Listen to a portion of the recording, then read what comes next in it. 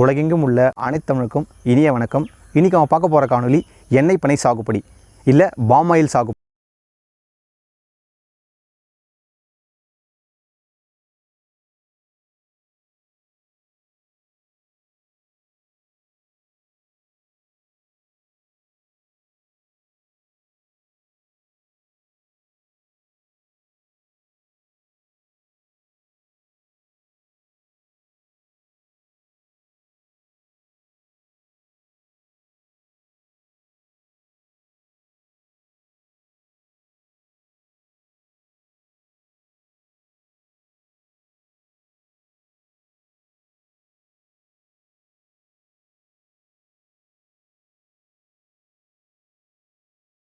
அழைக்கப்படுகிறது. இதுக்கு மொத்தம் 3 ரகங்கள் இருக்குது, 3 வெரைட்டி இருக்குது. ஒன்று வந்து ஆப்பிரிக்கன் எண்ணெய் பனை எலாசிஸ் குயினன்சிஸ், ரெண்டாவது அமெரிக்கன் பனை எலாசிஸ் ஒலிஃபெரா, மூன்றாவது மாரிஃபா எண்ணெய் பனை. இது 3 தான் பெரும்பாலும் உலகமும் இருக்குது. ஆனால் இதனுடைய தாயகம் எங்கன்னு பார்த்தீங்கன்னா ஆப்பிரிக்காவில் உள்ள நியூகினியா. ஆனால் உலகம் இல்லாமல் எந்த பயிர் பெரும்பாலும் இந்த எண்ணெய் பனையில் கல்டிவேட் பண்ணுறாங்கன்னா ஆப்பிரிக்கன் எண்ணெய் பனை தான் உலகமும் இது பண்ணிட்டுருக்காங்க. இந்த எண்ணெய் பனை தெரிஞ்சு மட்டும் சின்ன விஷயம் நம்ம தெரிஞ்சுப்போம். தமிழகத்தில் பெரும்பாலும் இரவை பயிராக தான் வளர்க்கப்படணும்னு சொல்லிட்டு கவர்மெண்ட் வந்து ஒரு ரூல்ஸ் போட்டிருக்காங்க. ஏன்னா இந்த பயிர் வந்து தண்ணி அதிகமாக விரும்பக்கூடிய பயிர், தண்ணி கண்டிப்பாக அதிகமாக தேவை. அதனால் இரவை பயிராக மட்டும் தான் இதை வந்து கல்டிவேட் பண்ண முடியும். அது மட்டும் இல்லாமல் இந்த பயிருக்கு கவர்மெண்ட் முழுக்க மானியம் தராங்க. அவங்களே இதுக்கான கண்ணியும் தராங்க, அவங்களே வளர்க்கறதுக்கான தொழில்நுட்பம் சொல்லி தராங்க. அது மட்டும் இல்லாமல் இந்த கண்ணை, இந்த பாமாயில், அந்த வரக்கூடிய அந்த பழங்களை அவங்களே ஏற்றுமதி கொள்முதல் பண்ணி போயிட்டு எண்ணெயாக மாற்றி உங்களுக்கான பணத்தையும் அவங்க கொடுத்துட்றாங்க. சொட்டு நீர் பாசனம் தேவை இருந்தாலும் அவங்களே உங்களுக்கு மானியத்தை போட்டுறாங்க. ஸோ இப்படிப்பட்ட சிறப்புக்குரிய இந்த பாமாயில் பயிரை இன்றைக்கி நம்ம பார்க்க போகிறோம். எண்ணெய் பனியை உலகெங்கும் எல்லா இடத்துக்கும் ஏற்றுமதி செய்கிற முதல் கண்ட்ரி இந்தோனேஷியா, செகண்டு மலேசியா, 3வது கண்ட்ரி தாய்லாந்து. இந்த எண்ணெய் பனி எவ்வளோ சிறப்பு மிக்கது பார்த்தீங்கன்னா 5000 வருஷத்துக்கு முன்னாடியே எகிப்து கல்லறையில் இந்த பாமாயில் ட்ரேசஸ் இருக்கிறதாக தொழிலாக கண்டுபிடிச்சிருக்காங்க. உலகெங்கும் அதிகமாக பயன்படுத்துகிற எண்ணெய் வந்து சோயாபீன்ஸ் எண்ணெய்ங்க. அந்த சோயாபீன்ஸ் எண்ணெய்க்கு பிறகு இந்த உலகமும் எல்லா இடத்துலையும் பரவி எல்லாராலையும் விரும்பி சாப்பிடும் எண்ணெய்கள் இந்த பாமாயில் கருதப்படுகிறது. உலகத்திலே முதல்ல ஒரு பொருள் வந்து தரச்சான்றிதழ் எண்ணெயில் வாங்கிச்சுன்னா அது இந்த பாமாயில் பொருள் தான். இது வந்து 25 வருஷம் வளரக்கூடிய ஒரு மிகப்பெரிய பனை குடும்பத்தை வகை சார்ந்த எண்ணெய் பனையாகும். இதில் ஒரு ஹெக்டேருக்கு, அதாவது 2.5 ஹெக்டேருக்கு ஒரு வருஷத்துக்கு எவ்வளோ லாபம் பார்க்கலாம், எவ்வளோ எண்ணெய் கிடைக்கும் பார்த்தீங்கன்னா 40லேருந்து 60 டன் எண்ணெய் வந்து உங்களுக்கு கிடைக்கும். இதோட வேலை சிம்பிள். நீங்கள் மரத்தை வளர்க்குறீங்க, மரத்துலேருந்து காயை எடுக்கிறீங்க, கோல்ட் ப்ரெஸ் பண்ணுறீங்க, எண்ணெய் எடுக்கிறீங்க. ஒரு சிம்பிளான வேலை. இந்த 2 வருஷத்தில் நீங்கள் பயிர் வைக்கிறப்ப, அதாவது கண் ஆரம்பித்து 2 வருஷத்தில் பயிர் வைக்கிறப்ப ஊடு பயிராக நீங்கள் எல்லா கண்ணையும் வளர்க்கலாம், வாழைக்கண் வளர்க்கலாம், மஞ்சள் வளர்க்கலாம். அதுக்கான லாபத்தை நீங்கள் பார்க்கலாம். அது மட்டும் இல்லாமல் கோழி, ஆடு, மாடுகள் போன்றதை உள்ளே வளர்த்து அதுக்கான லாபத்தை நீங்கள் பார்க்கலாம். இப்படி பல வகையான சிறப்பு கொண்ட எண்ணெய் பயிர், இந்த எண்ணெய் பனையை இன்றைக்கி ஒரு விவசாயி மிக சிறப்பாக வளர்த்துட்டு வர அவர் தான் நீங்கள் காணொலி பார்க்க போகிறோம். வாங்க வீடியோக்குள்ளே போகலாம்.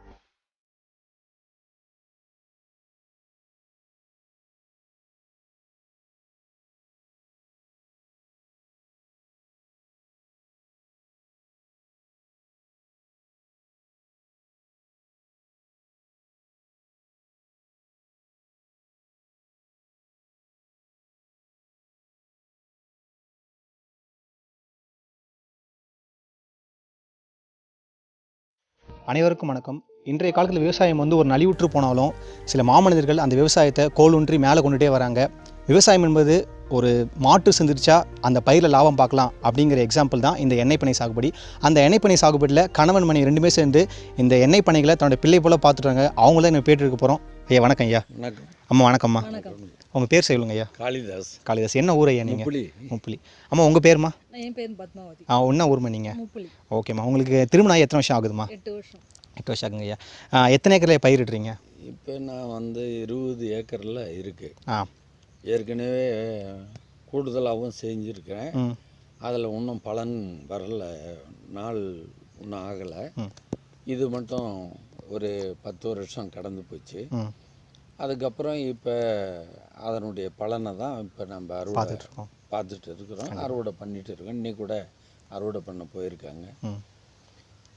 இந்த பயிரை பொறுத்தனவரையிலும் ஒரு நல்ல பயிர் அப்படின்னு சொல்லிட்டு தான் நான் முடிவு பண்ணி இந்த பயிரை காவந்து பண்ணி நடத்திட்டு வரோம். எல்லா பயிருக்கும் குறிப்பிட்ட டைமில் குறிப்பிட்ட பணியை செஞ்சால் தான் அதனுடைய பலனை எடுக்க முடியும். இந்த ஒரு பயிர் மட்டும் இன்று செய்யவில்லை என்றாலும் கூட அடுத்த நாள் செய்யலாம், அல்லது சில நாட்கள் கடந்தும் செய்யலாம். இதில் பழுது ஏற்படாது. அந்த ஒரு காரணத்தை மனசில் வைத்துக்கிட்டு பெரிய விவசாயி அப்படின்னு சொல்லக்கூடியவங்க முக்கியமாக இந்த பயிரை தேர்வு செய்து நிம்மதி அடையலாம். கண்டிப்பாக நாம் இந்த பயிரை அறுவடை செய்து அவங்க ஆளையார் சொல்லக்கூடிய இடத்துல நாம் கொண்டு போய் கொடுத்துட்டோம்னா 10 நாளுக்கு பிறகு பணம் பேங்க்குக்கு வரக்கூடிய ஒரே பயிர் இது ஒன்று தான். இந்த எண்ணெய் வித்து பயிரான பாமாயில் பயிர் தான். அம்மா இப்போ நீங்கள் சொல்லுங்கம்மா, ஐயா வந்து இந்த பிரதான பயிரான எண்ணெய் வித்து பயிரான எண்ணெய் பண்ணை தேர்வு செய்ய காரணம் என்னம்மா? இதில் திருட்டு பயம் ஒன்றுமே இல்லை. ரெண்டாவது வந்து வேலை ஆட்களை வந்து ஒரு குறிப்பிட்டவங்களை வச்சு மட்டும் மெயின்டைன் பண்ணிக்கலாம். அதுக்கடுத்து நம்ம எந்த எண்ணெய் எப்போ வெளியில் வந்தால் உள்ளே வந்தால் கூட அவங்க வேலை மாட்டும் அவங்க மாட்டும் செய்துட்டு தான் இருப்பாங்க.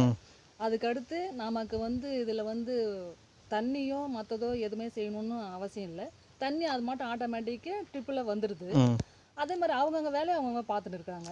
இதில் வந்து பழம் வெட்டும் போது அவங்க இலையை வந்து எடுத்துன்னு போயிடுறாங்க. மற்ற பயிருக்கும் நமக்கும் உள்ள வித்தியாசம் இதுதான். அந்த பழத்தை வெட்டின்னு போன ஒரு வாரத்திலே நம்ம அக்கௌண்ட்டுக்கு அவங்க பணத்தை அனுப்பிடுறாங்க. மற்ற இதில் வந்து நம்ம நடக்கணும், இவங்க நமக்கு கொடுத்து விடுறாங்க. அதுக்கடுத்து நம்ம வேலையும் பார்த்துக்கலாம், இந்த மரத்தையும் வந்து நம்ம பார்த்துக்கலாம். அதாவது கம்மியான ஆட்கள் தான், அதை வச்சு நாங்கள் அப்படியே மெயின்டைன் பண்ணிடுவோம். சரிம்மா, விவசாயத்தை பொறுத்த வரைக்கும் பெண்களோட வேலை வந்து கண்டிப்பாக அதிகமாக இருக்கும், ஆண்களோட வேலையை பொறுத்த வரைக்கும் பெண்களோட வேலை அதிகமாக இருக்கும். அப்படி பார்க்குறப்ப இந்த எண்ணெய் வித்து பயிரில் உங்களுக்கான வேலைகள் எப்படி இருக்குமா? எனக்கு அவங்கள வச்சு நான் மெயின்டைன் பண்ணிப்பேன். அவங்க காலையில் 8 மணிக்கு வருவாங்க, சாயங்காலம் 6 மணிக்கெல்லாம் போயிடுவாங்க. அவங்க வந்து இதில் களை கொத்துறது, அந்த மட்டையை வெட்டி போடுறது, அந்த மட்டையை வந்து மிஷினில் விட்டு அந்த அடிக்கிறது, அதன் பிறகு அந்த தேவையில்லாத அந்த இதெல்லாம் சரகுகளை கழிச்சு விடுறதுக்கு அந்த மாதிரி வேலைலாம் பார்ப்பாங்க. அவங்க இடையில நான் வந்து பார்த்துருப்பேன்.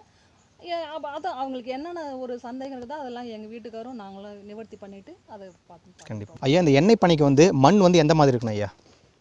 இதில் சரளை மண், மணல் சேர்ந்த மண், அதிகம் கழிப்பு இல்லாத மண் இருந்தால் இது வந்து பயிருக்கு நல்ல உகந்ததாக இருக்கும். இதனுடைய வேர் பக்க சைடு வேறாக இருக்கிறதுனால கீழ் நோக்கி போகாது இந்த மரத்தினுடைய வேர். அதனால் ஒரு 2 அடிக்கு நல்ல மண் வளம் உள்ள ஒரு மண்ணாக இருக்கணும். கண்டிப்பாக. பாரு இருக்கக்கூடாது, பாரு இருந்தால் இது வராது. கண்டிப்பாக. அதுக்கப்புறம் இந்த மண்ணை நம்ம பயிர் செய்யணும்னு தேர்வு பண்ணுற நேரத்தில் வடிகால் வசதி இருக்குதான்னு பார்க்கணும், முதல்ல பார்த்துடணும். கண்டிப்பாக. அந்த வடிகால் வசதி இல்லாமல் தண்ணி எப்போ மழை பெஞ்சா ஒரு 6 மாதம் ஒரு 4 மாதம் தொடர்ந்து நிற்கும் அப்படின்னு சொன்னால் அந்த இடத்த தேர்வு செய்யக்கூடாது. கண்டிப்பாக. தண்ணி எவ்வளோ வந்தாலும் வெளியே போயிடணும், அது மாதிரி இருந்தால் இந்த பயிரை அந்த நிலத்துக்கு சூஸ் பண்ணிக்கலாம். கண்டிப்பாக. தட்பவெப்பநிலை எப்படியா இருக்குது? இதுக்கு வந்து அதிகப்படியான வெயில் தேவை. அப்படி பார்க்குற பொழுது வெயில் கூடுதலாக இருக்கிறதுக்கு ஏற்ற மாதிரி தண்ணியும் தேவை. கண்டிப்பாக. அந்த தட்பவெப்ப நிலைக்கு இதுதான் சரியான ஒரு தீர்வு. ஓகேயா. தண்ணி இல்லாமல் வெயில் மட்டும் இருந்ததுன்னா பாதிக்கப்படும். அதனால் தண்ணி இருக்கணும், வெயிலும் இதுக்கு போதுமான வெயிலும் இருக்கணும். கண்டிப்பாக. இப்போ எத்தனை ஏக்கர் பயிரிட்டால் ஒரு விவசாயியோட லாபம் பார்க்க முடியும்? அத்தனை ஏக்கருக்கு பயிர் மண்ணை வந்து எப்படி சரி செய்யணும், அதை பற்றி தெளிவாக சொல்லுங்கள். இதில் மண்ணை நம்ம சரி பண்ணுறதுன்னு இல்லை, மண் ஏற்கனவே இருக்கிற மண் தான், அது நம்ம பூமிக்கு சரியானதா அப்படின்றத மட்டும்தான் நம்ம முதல்ல பார்த்துக்கணும். அப்படி ரெண்டாவது அதை சரியில்லை அப்படின்னா மண் கண்டன்ஸ் வந்து அந்த 2 அடிக்கு குறையாமல் இருந்ததுன்னா அதுக்கப்புறம் நம்ம உரங்கள் தொழு உரம் போட்டு அதை நம்ம வளமுள்ள ஒரு நிலமா மாற்றிடலாம். கண்டிப்பாக. அது ஒன்றும் பிரச்சனை இல்லை. இப்போ எத்தனை குழி எடுக்கணும் ஐயா? இப்போ 1 ஏக்கர் நடுறோம், 1 ஏக்கருக்கு எத்தனை குழி போடணும், எத்தனை அடி ஆழம் குழிக்கணும், குழியில் என்னென்னலாம் போடணும் ஐயா? இதில் 1 ஏக்கருக்கு 56 குழி கன்று வைக்கலாம். சரி. அந்த அளவுக்கு இதை 2க்கு 2 பள்ளம் எடுத்து அதில் வந்து எரு, அதுக்கு உரங்கள் கொஞ்சம் டிஏபி அது மாதிரி கொஞ்சம் போட்டு வச்சிட்டோம்னா அதுக்கப்புறம் இந்த தண்ணியை சொட்டு நீர் பாசன முறையில் அதுக்கு தண்ணியை கொடுத்துட்டோம்னா அந்த கன்று வளமாக வரும். கண்டிப்பாக ஐயா. அதில் இடையில் அந்த புல் அந்த வரும்ன்றதுனால நாம் இடையில் வந்து ஊடு பயிராக நம்ம எதை வேணுமாலும் செய்யலாம். மல்லாட்டை பண்ணலாம், இல்லை காராமணி செய்யலாம், மிளகாய் அந்த மாதிரியும் காய்கறி பயிரிட்டு பயிரும் பண்ணலாங்கிறீங்க. காய்கறி பயிரும் செய்யலாம். அந்த செடிக்கு உயரம் போகாமல் நாம் வைக்கிற அந்த கண்ணுக்கு கீழே இருக்கணும் அந்த பயிர்கள். அந்த கீழ் சமதளத்தில் இருக்கக்கூடிய எந்த பயிரை விடணும்னாலும் செய்துக்கலாம். கண்டிப்பாக ஐயா. அதான் அதில் நமக்கு வந்து 3.5 வருடம் வரை இதில் காய்கள் வராது. கொலையில் வளர்ச்சி பருவம் அது. அதனால் அது வரையிலையும் நமக்கு வந்து வருமானம் இல்லை அப்படின்ற ஒரு காரணத்தை ஊடுபயிர் செய்தால் நிவர்த்தி ஆகிடும். கண்டிப்பாக. அதனால் நம்ம அந்த பலனை ஊடுபயிர் செய்து தான் நம்ம எடுத்துக்கணும். ரெண்டாவது, அரசாங்கம் இதுக்கு வருஷத்துக்கு 10,000 ரூபா மானியம் கொடுக்குது. அவங்க ஊடுபயிர் செய்தோம்னா அவங்க மானியம் கொடுத்து இந்த நஷ்டத்தை ஈக்குவல் பண்ணுறாங்க. அவங்க அதுக்கு அடுத்தது இந்த கண்ணெல்லாம் அவங்களே கொடுத்துட்றாங்க. இந்த குழி நடுறதுக்கும் அவங்களே கொடுக்குறாங்க, உரமும் அவங்களே கொடுக்குறாங்க. ஆக இதை நாம் இத்தனை வகையில் அரசாங்கம் இதுக்கு உதவி செய்யுது நமக்கு. அப்படி இருக்கிற பொழுது இதை தாராளமாக நாம் செய்து அந்த பலனை அடையலாம். கண்டிப்பாக. எந்த மாதத்தில் இந்த பயிரை வந்து நம்ம நடவு செய்யலாங்க ஐயா? இதுக்கு மாதம்ன்றது வருஷம்ன்றது கணக்கு இல்லை. சரி. எப்போ விடும்னாலும் செய்யலாம். தண்ணி நிற்கக்கூடாது. கண்டிப்பாக. அது எந்த டைம் தண்ணி நிற்கலையோ அந்த டைம் நம்ம எடுத்து நம்ம செய்திடலாம். சரிங்க ஐயா. இந்த செடிகளை பொறுத்த வரைக்கும், இந்த மரங்களை பொறுத்த வரைக்கும் பூச்சி தாக்குதல், நோய் தாக்குதல் ஏதாவது பார்த்துருக்கீங்களா ஐயா? உங்களுக்கு தெரிஞ்ச ஏதாவது? இது வந்து பெரும்பாலும் வராது. எப்பயாவது வந்ததுன்னா அதை கண்ட்ரோல் பண்ணிக்கிற பவர் நம்மக்கிட்ட இருக்குது. அது சரி பண்ணிக்கலாம். கண்டிப்பாக. அதில் பெரிய பாதிப்பு வராது. கண்டிப்பாக. ஐயா, இந்த மரங்களை பொறுத்த வரைக்கும் 3.5 வருஷம் வந்து காய்க்கிற டைம் ஆகுன்னு சொன்னீங்க. 3.5 வருஷத்துக்கு அப்புறம் என்னென்ன வேலைகள் செய்யணும், உரங்களை பற்றி கொஞ்சம் சொல்லுங்கள் ஐயா. இப்போ இந்த 3.5 வருஷத்துக்கு பிறகு தான் காயை வந்து நம்ம அதில் இருந்து எடுக்க முடியும். அதனால் அப்படி எடுக்கிற நேரத்தில் நாம் வந்து அதுக்கு சரியான முறையில் இதுக்கு முன்னே தீனி கொடுத்துருக்குறோம்.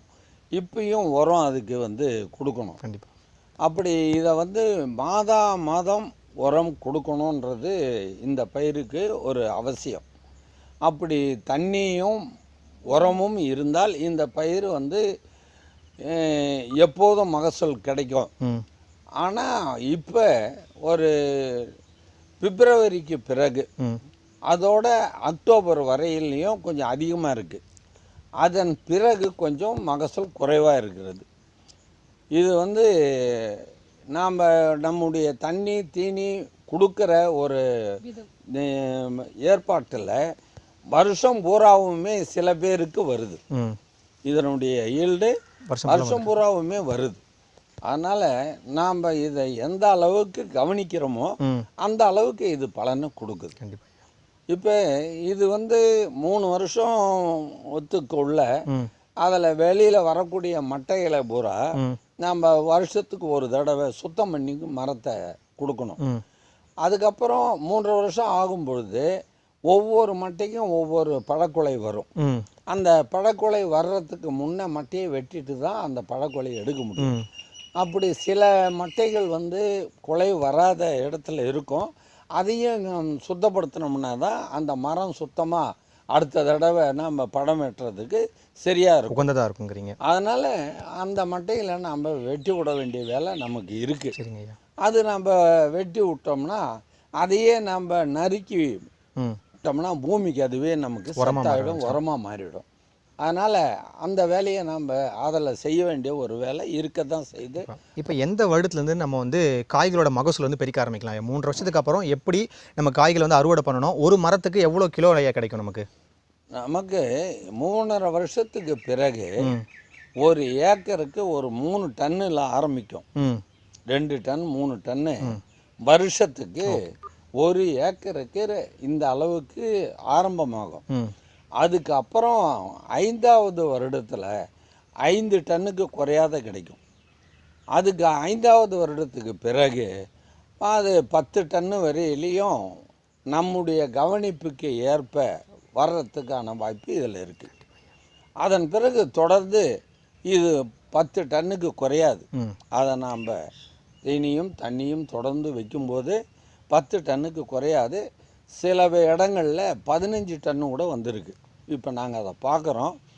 அதனால் இந்த பயிர் இதுக்கு மேலே மழை இயற்கையினுடைய ஒத்துழைப்பும் நம்ம கிணறு தண்ணியும் இருந்ததுன்னா இந்த பயிர்களை 15 டன்னு வரையிலும் எடுக்க முடியுன்ற நம்பிக்கையில் இப்போ இருக்கிறோம். கண்டிப்பாக ஐயா.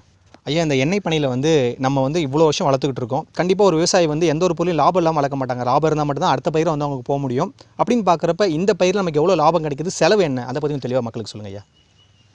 இந்த பயிர் வந்து நாம் 3.5 வருஷத்துக்கு பிறகு படிப்படியாக கூடுதல் மகசூல் கிடைக்கும்னு சொல்லியிருக்கிறோம். இப்போ நாம் உதாரணத்துக்கு 3.5 வருஷத்துக்கு பிறகு ஒரு ஏக்கருக்கு 5 டன் அப்படின்னு சொன்னால் கூட இன்றைய விலைவாசியில் கணக்கு பண்ணி பார்த்தோம்னாக்கா 50,000 ரூபாய்க்கு கிடைக்குது. அப்படி ஒரு ஏக்கர் 50,000 ரூபாய் கிடைக்குதுன்னா அதில் செலவு 3இல் 1 பாகம் செலவாயிடும். உரத்துக்கும் நிர்வாக செலவுக்காகவும் 3இல் 1 பகுதி நமக்கு செலவு வந்துடும். மற்றபடி இப்போ 50,000 சொன்னால் அதில் ஒரு 15,000 ரூபாய் செலவு, 15,000லேருந்து 20,000த்துக்கு உள்ளே தான் வரும் செலவு. அப்படி வந்ததுன்னா நல்ல நிர்வாகம் பண்ணுறதா அர்த்தம். இந்த ரூபா நம்ம செலவு பண்ணோம்னா நிர்வாகம் நல்லா பண்ணுறதா அர்த்தம். அதில் நமக்கு வந்து 2 பங்கு மேற்கொண்டு வருஷம் கூடும் பொழுது கரெக்டாக நமக்கு இது 10 டன்னு குறையாத ஒரு மகசூலை எடுத்தோம்னா 1 லட்சம் ரூபாய் கிடைக்கிது ஏக்கருக்கு. அப்படி பார்க்குற பொழுது அதில் ஒரு 30,000 ரூபாய் செலவு பண்ணால் கூட ஏக்கருக்கு நமக்கு வந்து 70,000 ரூபாய் லாபம் கிடைக்கிறதுக்கான வாய்ப்புகள் இருக்குது. அதனால் இந்த பயிர் வந்து நமக்கு இயற்கையும் தண்ணீரும் ஒத்துழைப்பு கொடுத்தா இது நல்ல பயிர் செய்யலாம். நல்ல பயிர் இது மக்கள் தெரிஞ்சுக்கணும். இதை வந்து மற்ற பயிரோடு ஒப்பிட்டு பார்க்குற பொழுது திடீர்னு விலை வீழ்ச்சி ஆகுது. திடீர்னு விலை 10 பேர் அதே பயிரை செஞ்சிட்டாங்கன்னாக்கா அதை வாங்கிறதுக்கு ஆள் இல்லாத ஆகிப்போகுது.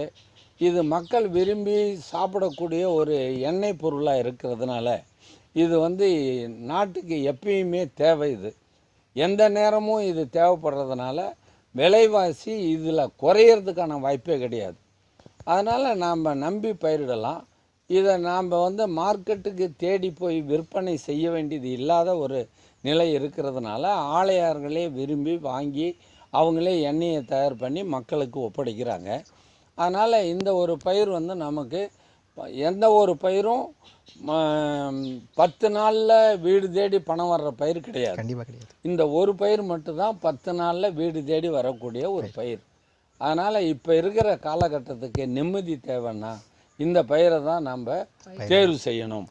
இதில் நாம் கொஞ்சம் கவனம் செலுத்தி இதில் எந்த ஒரு குறையும் வராத பார்த்துக்கணும்.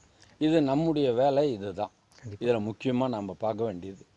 ஸோ இந்த காணொலி பார்த்துருப்பீங்க. நமக்கு தெரிஞ்ச தகவல்களையும் தெரியாத தகவலையும் ஐயாவும் அம்மாவும் நமக்கு தெளிவாக சொல்லியிருப்பாங்க. ஸோ அவங்க இவ்வளோ நேரம் நம்ம பொன்னான நேரத்தை ஒதுக்கி நமக்கு செலவிட்டதுக்கு ரொம்ப நன்றி. நன்றியா. நன்றி அம்மா. எண்ணெய் பனை தொழில்நுட்பத்தை ஃபுல்லாமே இந்த விவசாய சொல்கிறத கேட்டிருப்பீங்க. உங்களுக்கு சந்தேகங்கள் ஏதாவது இருப்பின் கண்டிப்பாக நீங்கள் அவர் அலைபேசியில் அழைப்பு கொண்டு உங்கள் சந்தேகத்தை தீர்த்துக்கலாம். இந்த வீடியோ உங்களுக்கு பிடிச்சா மறக்காமல் நம்ம டிஃபன் கேர் சேனலை லைக் பண்ணுங்கள், கமெண்ட் பண்ணுங்கள், சப்ஸ்கிரைப் பண்ணுங்கள். நன்றி, வணக்கம்.